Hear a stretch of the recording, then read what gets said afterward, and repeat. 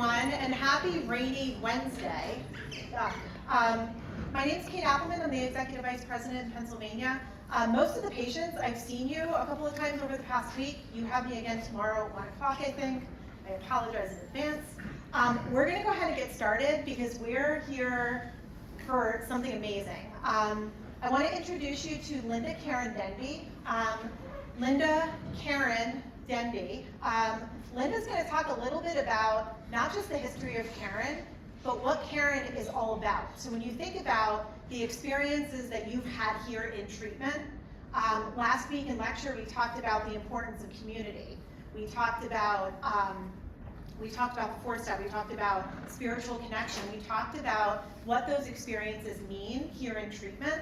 And I can tell you that part of the reason why we do that is because of knowing where we came from, right? So Caron is almost 70 years old, which is a huge deal, right?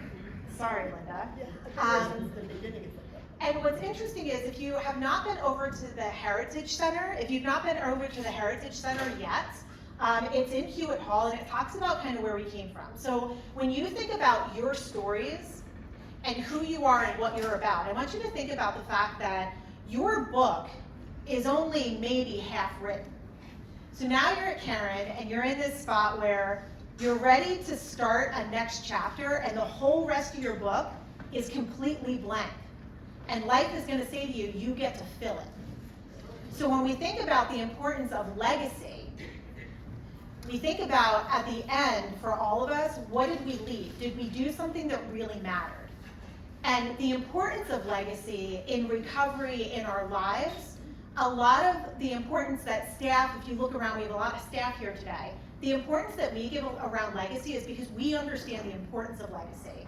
It's really important to know where we came from so that we can really consider where is it that we're going. I've had the honor of knowing Linda for 20 years. She gets better and better with age and time. And her stories are just pretty incredible. So what I want you guys to really listen for is thinking about the importance of values and how the value of story plays a role in what recovery might look like for you. So Linda's not going to talk for an hour. Linda's not going to talk for an hour, but she's going to hold space for questions and answers. Again, when you think about the importance of your story, I want you to think about how a lot of the pieces that Linda's going to talk about play a role in your story, where you are, where you've been, and really thinking about where you're going, how you want to write the rest of your book. So without anything else, I'm going to turn it over to Linda to tell us a little bit about where we came from. And I hope you can hear me now. Now you turn it on. There you go. Well, thank you, Kate. Thank you for coming. Usually I would have you all over to the Heritage Center, and some of the staff know that. I would give you a tour, and also everyone in your department, and that was a special thing for me. But you know, when I designed the Heritage Center, I designed it so you didn't need me, that you could go through it and you would learn a lot about who Caron is and who my parents are and how important it is, and the crazy things that my father did and how he succeeded. But I think what also is important about that is that you get to understand why Caron is different. And it's because of my parents and the way they treated everyone. And I think that comes through in this story. And there'll be time for questions. But I do want to tell you, I'm always available to give you or your family a tour of the Heritage Center. I'm delighted to do that. I try and remember the stories, but I tell you, there's so many backstories. Every time I go through, I go, well, that happened here and this happened there. So I am trying to get all of that out so that you would know more and understand more. So I'm going to sit. I'm having a little trouble with my cancer, but I'm doing great. So instead of falling down in front of you, this will be a lot better if I just sit here. And this shows my brothers and sisters. There's 4 of us. I'm the oldest. My sister Sandra is next, then my brother Rick, and then Michael. And we've all been involved in the family, and of course we all grew up here. And of course I love this sign, because Chit Chat Farms is where you want to drink. If you want to drink, that's fine.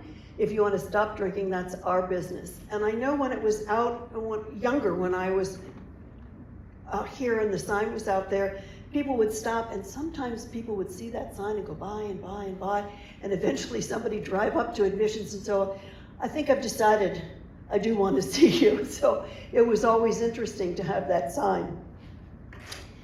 So my father was born in Chicago, Illinois. As he would say, he was born on the Golden Coast of Chicago with a silver spoon in his mouth. He had all the benefits that could come from a wealthy industrial family. My grandfather founded Caron International, and so it was a large textile firm. And yes, Caron yarns were named after this textile company. And so all of the kids were just delightful except my father. My father was a difficult child. He always had a problem with authority. He was kicked out of every school. My mother couldn't get over he got kicked out of every grade school.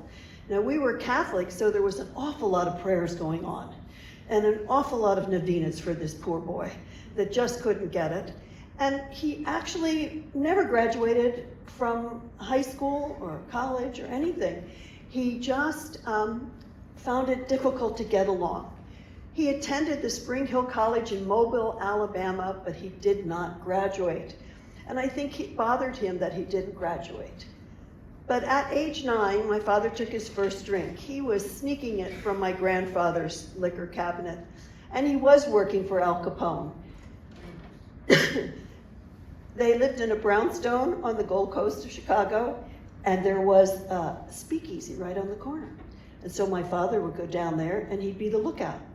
And so all of a sudden the police would come, and there'd be a knock, knock, knock. Daddy would knock on the door, and the whole thing would change right over to a candy store. And so then he would get paid for working for Al Capone with pints of beer and cigarettes. And as he said, I think I was an alcoholic from his first drink. The family was based in Rochelle, Illinois, and the picture over here at the very bottom is my mother and my sister and I. And you know, my mother came from Rochelle, which was a little 80 miles west of Chicago, a little tiny town. And she met my father through her brother playing cards, which was part of my father's problem, was playing cards as well. So in 1936, Daddy attended the aviation school in St. Louis, Missouri.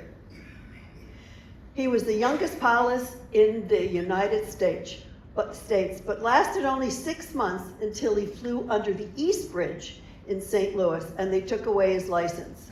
So now he was really upset. You know, didn't pass anything, finally did something, he got his license, and so now he couldn't do anything, and so he told the family he was going to go out west, too soon, he was going to go out west to California and fight the war. I still can't figure out what war he was going to fight. There was no war going on then, but he was going out there. Well, my dad got out into California, he promptly got drunk and he got put on the chain gang.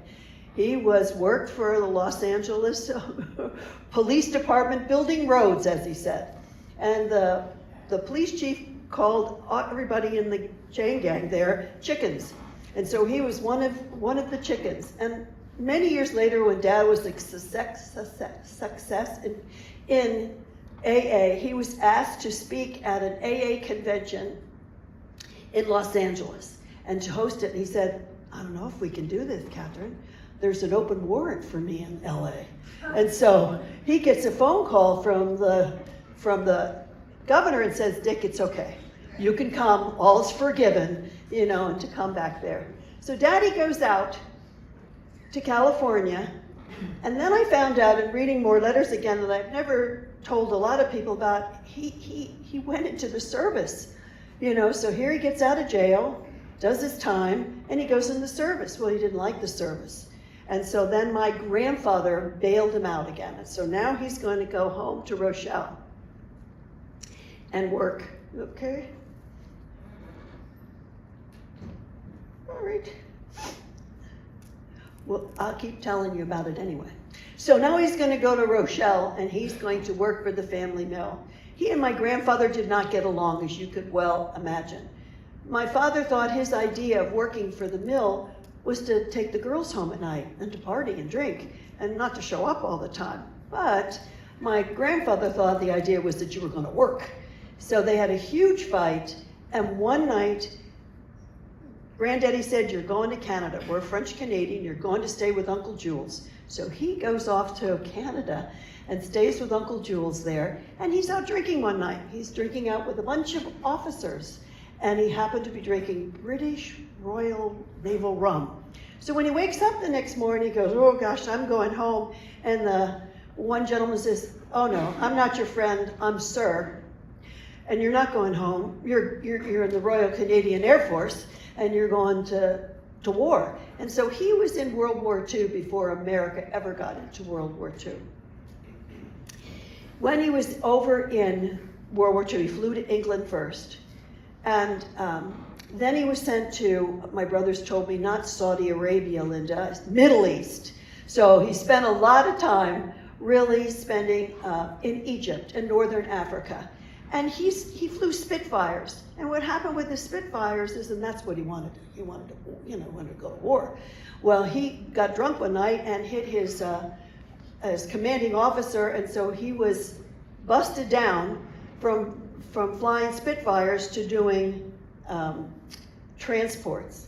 Well, probably saved his life, because the transports, he would fly into the middle of a desert, and he would have all of these British people with him, and they'd fly and they'd land in the sand. All of a sudden, all these Arabs would come out, tents would go up and everything.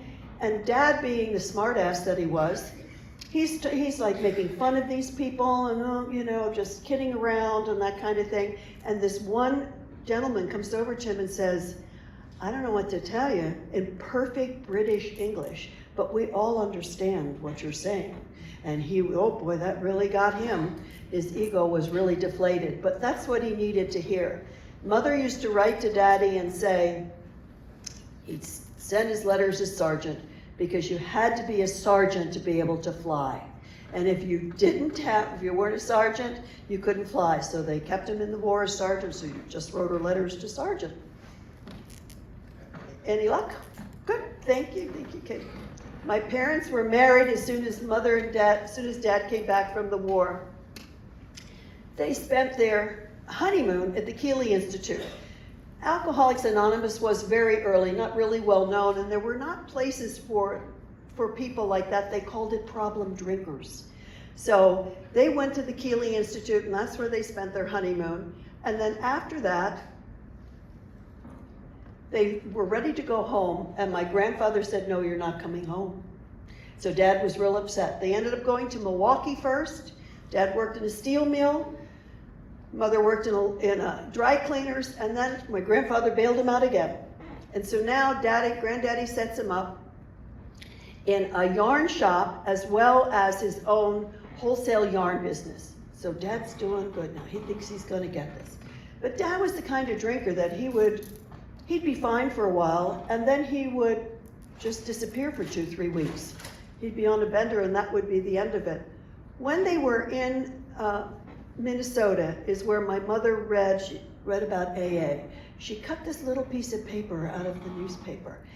She talked to my dad. He wasn't interested. So this is the yarn shop. And one morning, early in the morning, a gentleman comes in, 2 gentlemen knock on the door, and Daddy lets him in. He says, can I help you guys? And they said, well, yeah, can we come in? Yes, well, we're from AA. And he said, what's that? Why don't you come to the back room? He said he's just poured himself a glass this full because get his hands to stop shaking. And so then he says to them, can I offer you a drink? They said, no, we're from AA. Well, what's that? Well, that's Alcoholics Anonymous that you're not going to drink. He said, I'm too young for that. I've got plenty of time to drink. And so they talked to him, and he poured another glass, and the one man said to him, if you thought you had a drinking problem before, now you're going to have one if you keep drinking like this. So, because of that exposure in Minnesota, Daddy really got to find out what AA is, and through Mother. She was going to Al-Anon, AA people were meeting and coming, and Daddy was trying to go to AA meetings. He met Bill W. many times. You can go to the next slide. And that's where he found out about the 12 steps and how important it was for his sobriety. When he was in the Midway group, he very much wanted to, he felt that he was slipping and sliding, but he felt he got it. And he wanted to get up there and talk. And the old timers said, oh no, you're a slipper. You have no credibility here. So what they did is they said, well, you can write the weekly bulletin. So that for him started a lifetime of finding that journaling was the most important thing for his sobriety. Really, really helped him. So when he was in Minnesota, he started bringing people home. So in a way you could say Chit Chat started in Minnesota, but he loved the Minnesota model and really got a good sense of AA. Now I do have to tell you, he went to Hazleton twice, because the first time, it's a journey. So the first time he goes to Hazleton, and his sponsor happened to be Lynn Carroll, the first director of Hazleton. And he said to Lynn, I got it. I'm going to put Bill W. out of business. I got it. So Lynn said, nope. He brought his secretary every day. He worked. He didn't do things. He did what he wanted to do. And so he left after a week, and of course he got drunk within 2 weeks. So now Mom is saying, okay, Dick, I'm leaving again. Really, I'm leaving this time. And so Daddy calls up Lynn and says, Lynn, I'll do whatever you ask. And he says, I'll take you back, but you have to do it my way. And Daddy said yes. Now, it did take him a day to get there with his car, and they did find the car eventually. It's a journey, so he got there, but then he did really well that time.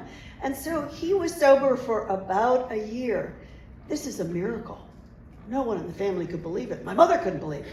He was sober for a year. And then he was out gambling with friends one night. And then the next morning he said, I can't pay you. He had gotten rid of the car, all the money they had, the house, everything was gone again. They were rock bottom. So Daddy decides he's going to go to one of the bridges. This is Minnesota, a lot of bridges. So he's at one of the bridges, and he decides he's going to throw himself off the bridge. That's the best thing. Just end it there. And he starts doing his morning program.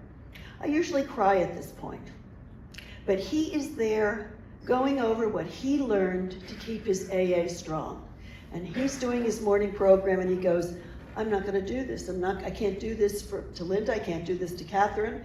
And so he decides to go home, and there's his sponsor. Now, is that a God moment? Why was his sponsor there? There was his sponsor, and they decided that they were going to do this just the way he had handled AA. And so that's what he did. Now, it did take him till I was two then, I was a senior in college till he paid back all of those people. It's amazing. He felt really responsible for that. And when you think about it, he was raising 4 kids and 40 drunks and paid back all these people. And so that's how, his self-determination to do what was right, which was great. My grandfather now said, okay, come back to Rochelle. Now, Mother and Dad didn't want to leave Rochelle. Here we are in Minnesota, and they wanted to stay. They had a whole network. They were afraid to go anywhere. Daddy said, I will come back to the mill if you'll let me put AA first. I don't think my grandfather knew what that meant. He found out later, but that's exactly what happened. So we moved to Rochelle, and that's where my father started his newsletter, the Chit Chat. The Chit Chat newsletter he wrote for 23 years, once a week. And it started out with about 100 people, and then eventually tens of thousands a week. Again, Daddy's paying for all of that. Mother gets very involved in Al-Anon. And she found that Al-Anon was such a support for her. There wasn't a lot of Al-Anon in Rochelle. There wasn't even AA. So they started immediately, wherever they were, in starting Al-Anon and AA to help everybody. Here's Daddy, and Daddy was then invited to go to, that's how we got here to Pennsylvania. My grandfather again says, come out to Reading, Pennsylvania. I'm going to start a spinning company. And so that's how we got out here to Pennsylvania. And again, my father said, I got to put AA first, and so that's what he did.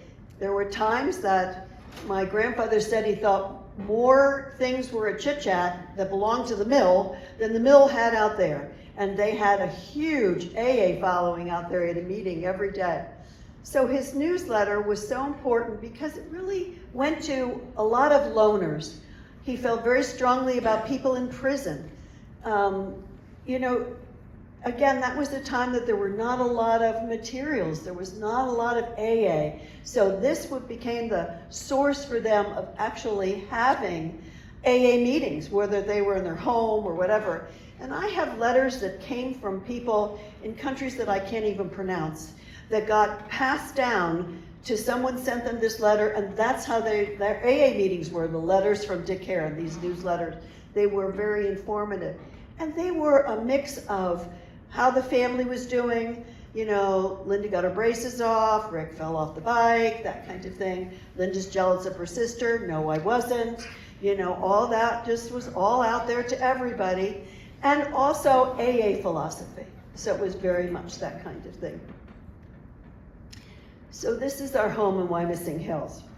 So now we've gone from Rochelle to here, and this little house had butlers and maids and gardeners, all kinds of people, because my father felt so strongly that so many individuals were in prison that didn't belong there, that they were there because of their illness and not that they were there that they needed to be there. And so how could he get them out of prison? He gave them a job, either at the mill or working at the house. And where do you think they stayed? Our house. So our lower basement was just an entire dorm of beds. Mostly it was men at the time that were down there by then. And for me growing up in that little house, everybody, every evening was an AA meeting. And so dinner would be done. Sometimes the gentleman would be joining us or a lady would be joining us. But most of the time we would have dinner, and we all did our fair share. As I've told people before, I shared all my lima beans. And truth be told, I shared some of my broccoli. You know, you just, you know, whatever, you know, you needed, absolutely. But Mother afterwards would take the spouse and have an Al-Anon meeting in the kitchen, and we would be with the kids in the other room, in the TV room. And that's pretty much what life was, you know, AA meetings and people getting dropped off. The other thing was that most evenings somebody was coming to our home, sometimes for dinner, sometimes later. My parents got so well known for helping others that the police would drop people off. The bus drivers knew exactly where to drop somebody off that was intoxicated. Up there, neighbors would call and say, Uncle Jim is here, we don't know what to do with him, bring him all over. So most evenings there would be a tap, tap, tap on your shoulder, and Mother said, take your blanket and go downstairs, and then you'd sleep on the sofa. If it's a busy night, you got tapped on the sofa, and you had to go into the TV room and sleep on the floor. Now, we were a normal family, so if I had girlfriends spending the night, guess what? They had to do the same thing. It was like everybody knew. The alcoholic was sick. They got the bed. That was just the way it had to be. So one night, Mother taps me on the shoulder, and I go downstairs, and I see my father. He's cleaning up a gentleman who threw up over in our foyer. And I was just so surprised. There, my father's gagging, and he's still cleaning up, and he just said, now have a good night. I'll see you in the morning. And I thought to myself, he must really love this person an awful lot to be doing that. And I think that's when I really realized how much my parents loved what they were doing. Now, just to explain, it wasn't just alcoholics or drug addicts that were in our home. If you were in need of anything, you got dropped off at our home. If you were an unwed mother in those days, you know, you got dropped off at our home. So that was just part of what happened. Often, and years later, that we got so well known that one of my favorite stories is I came home from school and Mother said, I have to go. She got a call from a bartender. I said, okay. And so a bartender called and said there was a woman who was drunk at the bar, had 2 little kids, and she said, I'm going right down there. So she got that station wagon and went down there and picked those kids up, and they came back and lived with us. And she told the woman, I have your children, they'll be with me, and my husband will be down to pick you up, and you're going up to Chit-Chat Farm. Well, she drank till Daddy picked her up, but she did stay for a month, and then the kids stayed with us. And when she got released from Caron, when she left Caron, my mother and sister and I went over and we cleaned her little apartment for her so that she had some place to go back. So it was like a total commitment to helping somebody get well again. So I put this in because John Flannery is a dear friend and was a counselor here at Caron for a long time. And I wanted to just tell you a little bit about John Flannery. My father met John in prison. My father very much wanted to get AA in a prison. Isn't it funny how back then they were trying to get AA into places, AA into the church, AA into the prison. And so they finally got in. He let him in, and he set up a card table. And as the prisoners walked by, he had all these cartons of cigarettes, packs of cigarettes. He said, "Come on in, stay for the meeting. You can take any one you want. You could just take a pack of cigarettes." And then he'd say, "Here's a dime. And when you leave, have your first drink on me, or give me a call, and I will keep you sober." So John Flannery is one of the people that he met in prison, and Johnny called. And Daddy said, "Okay, I'm at the mill, just go to the house." And he said, "What'll I do?" And he said, "Just weed." Well, that started something that was an unbelievable dispute between my mother and father, because John came up, walked up those 2 blocks, and he weeded every single flower. He couldn't tell a weed from a flower. He weeded every single flower my mother had just planted. Well, she came home, she was not happy. The only other time that I heard them argue about who was in charge of what. So it really got settled then. Mother was in charge of the house, and Daddy was in charge. You went to the mill, and you worked out there. And Mother would say, "You gotta spend some time with your girls." And he'd say, "Well, I'll take them out to the mill," and we'd roller skate up and down. That was his idea of father and daughter time, Never saw him. So I would go to his office, and there'd be a line of people, and he would be there, and he'd be dishing out their paychecks. Here's a dime for your fines that you owe. Here's a dime for your ex-wife. Here's this, here's that, here's that. And here's a dime for you to spend. And I'll keep it for you. And I'll give it to you at the end of the week if you're just doing fine. So, when you think about how he ran all of these people in our lives, he was parents. They were just parents. They just loved you until you could find out that you're lovable and you're going to be fine. So John Flannery had, he became head of our therapy program. He actually as we started expand, ran some of those things too. But I thought you'd like to see what one of our counselors became, started in prison, fabulous man. This is the mill that I was roller skating around. And Daddy and their money, here we are, haven to many, as he would say. And then, this is downtown Reading at the time. We got so large, so many people in our home, that Daddy said he's going to take all the money, he's going to start a halfway house. And that's how we got the men out of the house. He just said the girls are getting big. Start the halfway house, that was fine. But that meant it filled up with women. So we had all the women prisoners from Muncie were in our home, people from all over. And then, eventually, Mother said, we're bursting at the seams again. You have got to get a place in the country. Remember, from the Midwest. You've got to get a place in the country. Good food, fresh air, AA, hard work.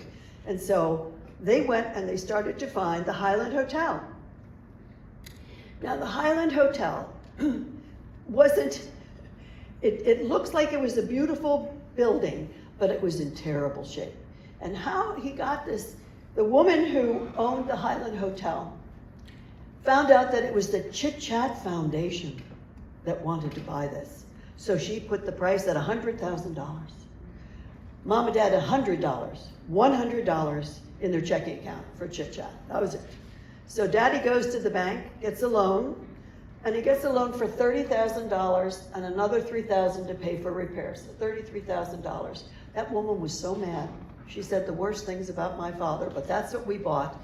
My brothers ran right in that the first time, and Ricky's feet fell right through the floor. It's not the pristine place you see now. It was really in bad shape. That's the main building. That's the staff cottage. The annex was torn down. So it was really quite amazing. First Thanksgiving was there. Mother cooked the turkey, Dad carved the turkey.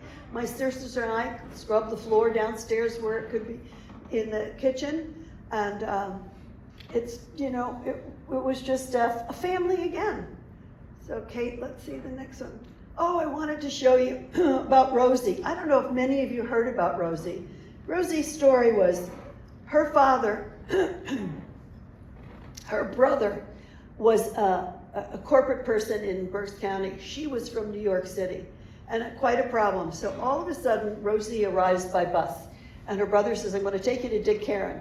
So my father talks to Rosie, and Rosie punches him right in the face and says, I'm not giving up drinking. Forget that, punk. And so Daddy says, no problem, you're going to stay with Catherine. So she came and stayed with us for a while, and then she never left. I used to tell this story all the time, that some people came for one night, some people came for a week, some people stayed for a year. Some people became family. Uncle Dan, Aunt Virginia. Uncle Dan, one time I came home from school, Mother and I, every cabinet drawer was open in the kitchen. We thought what had happened. Uncle Dan had found the liquor. We kept a bottle of liquor because, those weren't detoxes in those days. So you had to, Daddy or Mother would give somebody a little bit of liquor to help them over before the DTs. So he found the bottle of liquor, he drank all the Listerine, he drank all the vanilla, he drank everything he could find, and there he was in his bedroom, like this, comatose. Mother was ready to have him go out, and Dad said, oh no, we're just gonna try harder. And that's the only thing I can tell you about the difference between Mother and Dad. Mother definitely had boundaries. Daddy never gave up. Never gave up. Always another chance. Never gave up. And so then I put this one in with a little bit to talk about our work therapy program. Those were the days that everybody had to work. And it was necessary. We didn't have any money. Remember, it's just my father's salary that's paying for everything. So it was a lot of painting the fence, and it was a lot of doing the garbage and cooking and being hostesses and all that kind of thing. But it really gave you a sense of responsibility and teamwork. It was a really good program. I was not for that when that had to end, but it was the government that said that no slave labor here, so it was really difficult to see it go. My father was very proud of the Benjamin Rush Award that he received. I think mostly because he believed so much that alcoholism was a disease and not a disgrace. And if you understand the history of the Benjamin Rush Award, you realize that Benjamin Rush was a signer of the Declaration of Independence. And he said, alcoholism is a disease. It's not a disgrace, it's a disease. And here we are still trying to convince everybody that that's where it is. I think we're at a turning point that people really understand. And this was the award he was so proud of. He very strongly felt that you needed to get doctors and nurses and medical people to understand that these people are sick, and especially that they will take it back to other people and do ripples that way. So that was very important to him. Again, alcoholism is a disease, not a disgrace. And you know how fortunate I was to grow up that way. I never questioned it. I always knew it was a disease and that the people in our home were in pain and hurting. And so there were all different kinds of people, all different religions, all different colors, all different male, female. So I think we were the fortunate ones to grow up that way. My parents are buried up here, and so is my husband. My husband was our first medical director. Again, my father didn't have any money to pay him.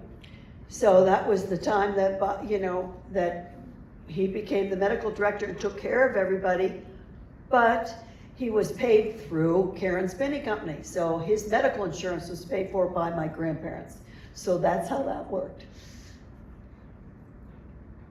And there's my mother.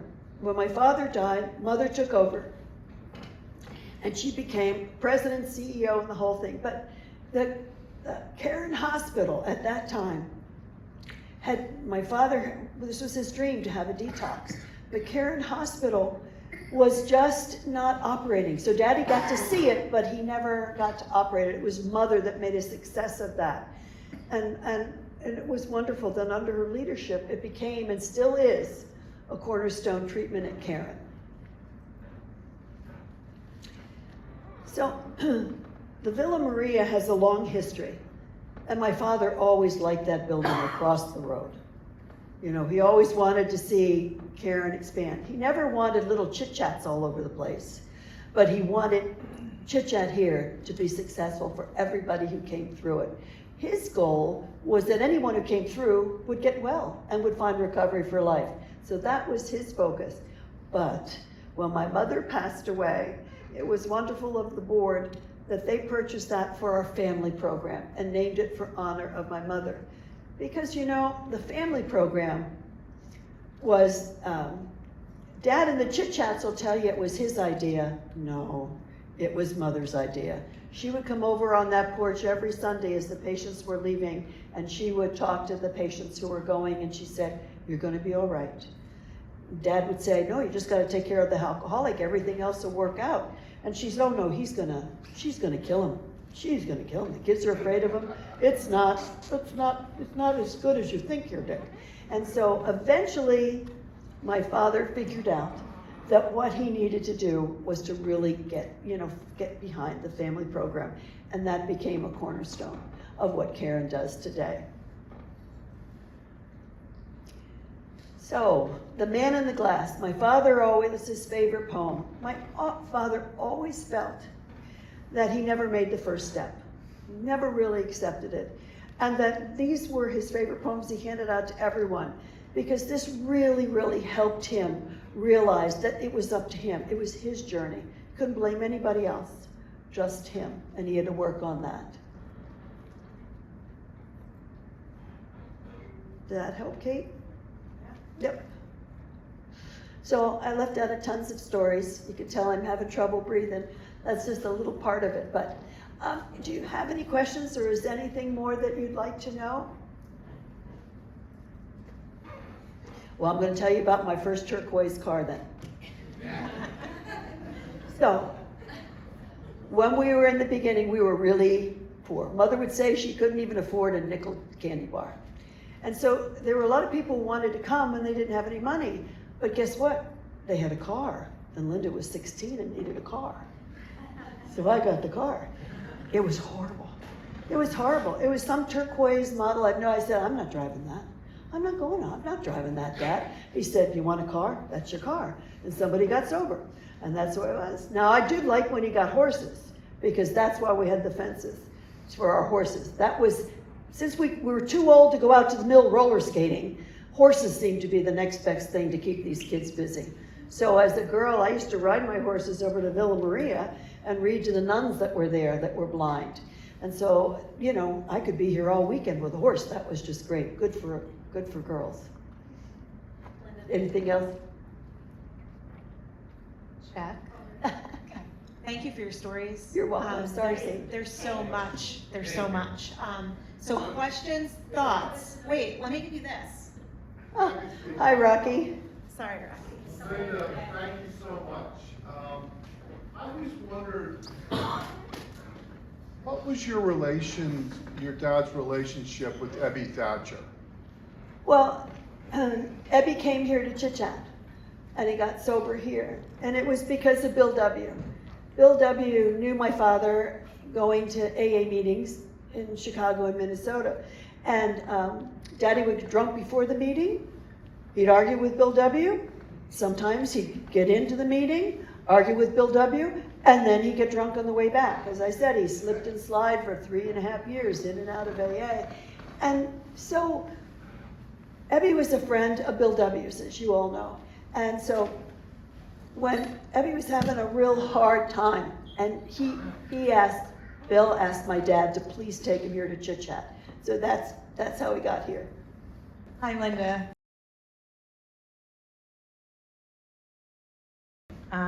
Nice to meet you.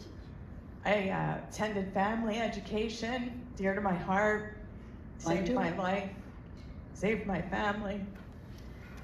So, just wanted to hear from you personally, Like, how was it for you to share that space, like personally, with a lot of different people? And how did it become a passion of yours for your life journey, for your purpose?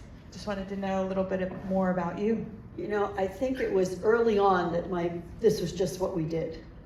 You know, I don't know if you know Tootie Henninger, Tootie, the counselor. Well, when I was 9 years old, her older sister Jeannie and I were best friends. And Jeannie was on the playground. Oh, bloody didn't, black and blue. And I said, what happened? You know, because girls learn everything on the playground. So, you know, you just want to know what's going on. And she said, oh, my dad's drunk and he hit me last night. I said, oh, don't worry about it. My dad will take care of you. Now that's at 9 years old that I'm already accustomed to this is what my father did, my parents did. Not so much me, but you know what my parents did. And I said, oh, I'll talk to my dad. That night, I talked to my father. He went over to their house. And Tootie tells me the story. All of a sudden, the door opens. I can see my dad doing it right now. The door opens. He goes in. He talks to Billy, talks to Jean. He says, enough of this. You're going to start. You're going to get sober. You're going to a meeting with me. And boy, that was the end of that. You know, and he really dragged him into AA. And so for me, it was just a lifetime of all of these people, all these, you know, we never took vacations. They were always AA meetings. I didn't figure that for a long time. I didn't realize that everybody traveled with priests. I didn't realize there were all different stages of alcoholism at the time. You know, some were worse, some were shaky, some were fine, you know. So I just thought that was just, you had all these people around you. I was raised with the 10 Commandments and the 12 Steps, and I didn't think anything of it. It was just what my parents did was help other people. And we just, I mean, I didn't have a problem with sharing the space because they were family. You know, the real key to Caron is that it's a family. My parents threw all the weddings. There was a time I knew every single staff member. I'd probably been to your wedding, you know, your children's birthday parties, graduation parties, baby showers. Mother did that. It was just a family. So it was just a large family. It just seemed larger than, you know, that kind of thing. But it just becomes a passion then when you see helping people. I think that's a lot of what we experience here when parents and families and patients come in is how can we embrace everybody? So it sounds like we're carrying on that message too. Absolutely. Thank you for that. I think that's wonderful.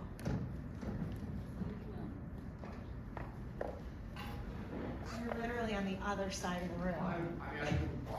No, you're good. Okay. Hi, Linda. Thank you for your share. That was amazing. Your dad's stories. Rocky let me in, and I got a little nickel tour. I particularly was impressed with the losing his license under the bridge, and that's a bold move. I heard he was upside down when he went under. My question is have you ever drinking, or maybe more to the point, do you believe that everyone who drinks alcohol is a future alcoholic, or do you have a glass of wine with dinner and that's that? I'll tell you this, I'll answer both. My father didn't feel that alcohol was the devil. My father felt that he had a disease. Like, you know, if you can't do sugar if you're a diabetic. So he felt very strongly that if mother drank, mother had a cocktail.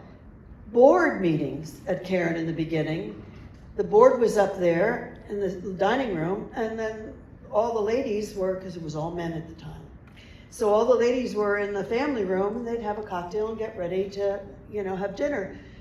Daddy never felt that the alcohol was the problem. He felt that there was something wrong with him. It was a disease. There are 4 of us. 2 are alcoholics and 2 are not. I have an occasional drink. I'm fine with that. And I'm fine not to have a drink. You know, that's not what an alcoholic can do. They start one and they just go to the end, like my dad. You know, he starts one and 2.5 weeks, where's the car? Where's my husband? You know, I'll tell you, when I was in the hospital, my mother was in the hospital having me, my dad was gone for 10 days. She had no one to pick her up. He was out drinking. And then, you know, eventually he got back, picked her up, and we went home.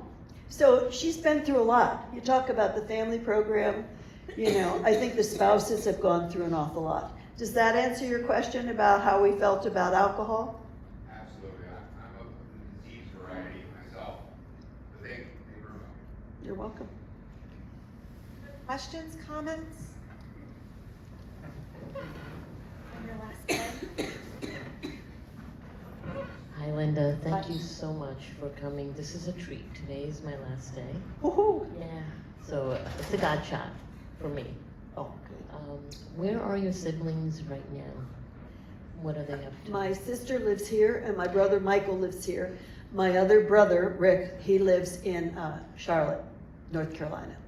So he comes up. Matter of fact, he came up for Jack, Abel's funeral, you know, memorial.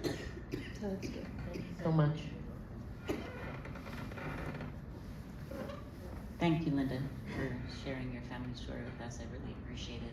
I was not going to ask you this question, but you brought up the turquoise card. What is your line of unit choice to grow? What is my what, dear? Line of unit choice Oh. to grow? I hate them all. I'm telling you. I hate them all. You know, you have to understand, those are the days. You know, my children now say, Grammy, I want this to eat, I want that to eat. I go, we didn't ask my mother this is what we got. You know, you got mashed, we got a potato, a vegetable, and something, some meat, and that was it. Oh, no. And then we'd have all these people come, and it's like, oh my goodness, now I have a bite of chicken, you know? I said, you know, so that's just the way it was. Thank you, and I move in tomorrow, so this was a blessing. Good. I'm glad. Good luck. You'll be fine. I'm You'll be fine. yeah.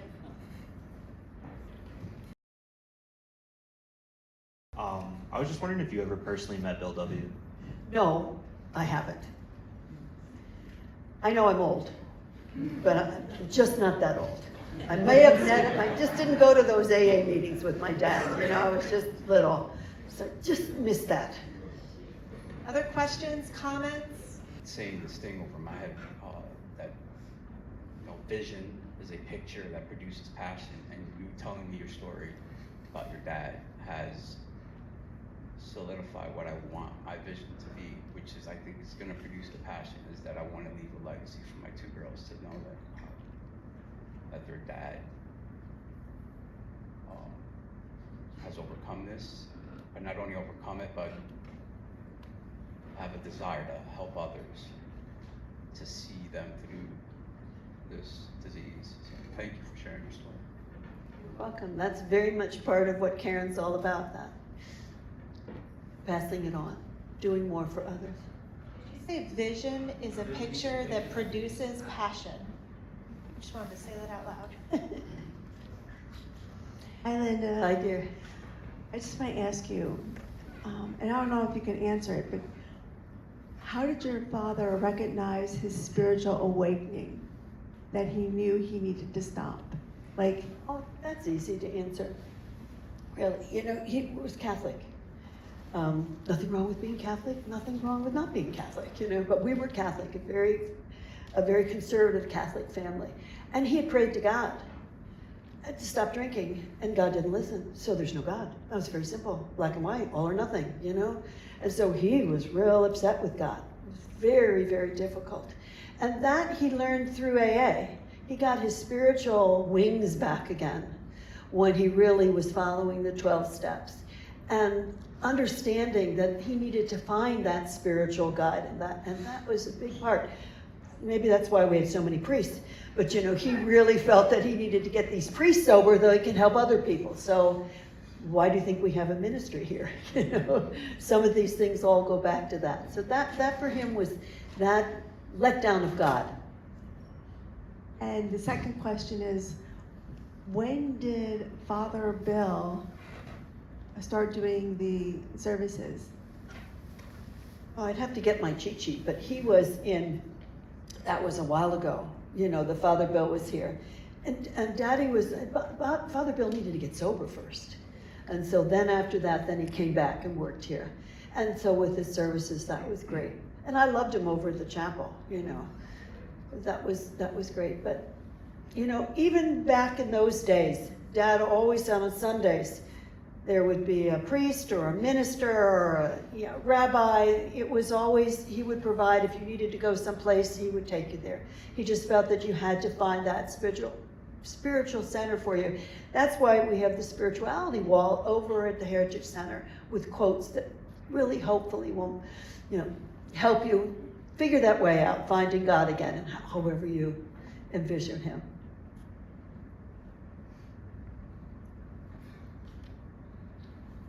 And then my question would be for the patients that are sitting here, what's the most important thing you feel like people need to know in early recovery?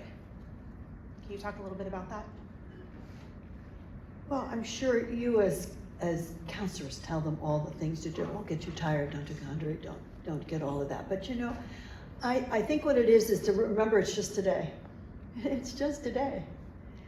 Not to project, it's just today. Today do this, The youngest child we ever had in our home was a 9-year-old heroin addict. And most of the time they were older people though. But this little 9-year-old kid, and he would go every day with Dad up to here to the farm, and then he'd sleep with us. And I just remember my father telling him all the time, it's just today. This is going to get better, and you just have to get through today and follow that. Now he had really strong feelings about what his morning program was. And so that was important, and you started your day off that way. He believed in journaling. Remember I told you, they wouldn't let him speak in the AA meetings because he just wasn't dependable, but he could journal and he could write and he could tell them what he thought and he could do that. And for him, that became a real personal piece of his sobriety. That was important. I think also really finding that, not being afraid. That's hard to say, isn't it? I mean, people are afraid to leave Caron. I'm good up here, but how am I going to be? And I think about what my father and mother did. They get afraid every time they left. We're leaving Hazleton. Oh my goodness, we're afraid. Mother was really afraid. And so then they go to Rochelle. Now we're going to come to Reading. Oh, then they're afraid again. Finally, when they got here, I remember there was a quote my mother said, that my father became a true humanitarian when we came to Reading, because he just opened his door to everyone. And if you needed help, he was there. There was a truck driver whose wife had a allergy and they had to move. So this is a truck driver working for him out at the mill. Dad gave him a truck. See, my grandfather didn't know that either. But my father gave him a truck so he could have a living out west and take his wife with him. He just wanted to help anybody who needed help. So I think trying to reach out and do for others is such a key thing. It's a key important part. I don't know if that helps, Kate. I'm sure it helps lots of people. I just want to thank you for your time and spending time with us and spending time telling you about you, your family, where we come from. It's an honor knowing you and being a part of this. And I'm sure I'm going to hear from staff, you didn't tell that favorite story, and you didn't tell that favorite story, and you didn't tell that favorite story. So you'll just have to come over to the Heritage Center sometime, and I'll tell all the stories for you, okay? We'll add it into the slides. Can you guys take a minute, a round of applause? Oh, no, for no, Linda? no, no, no, no.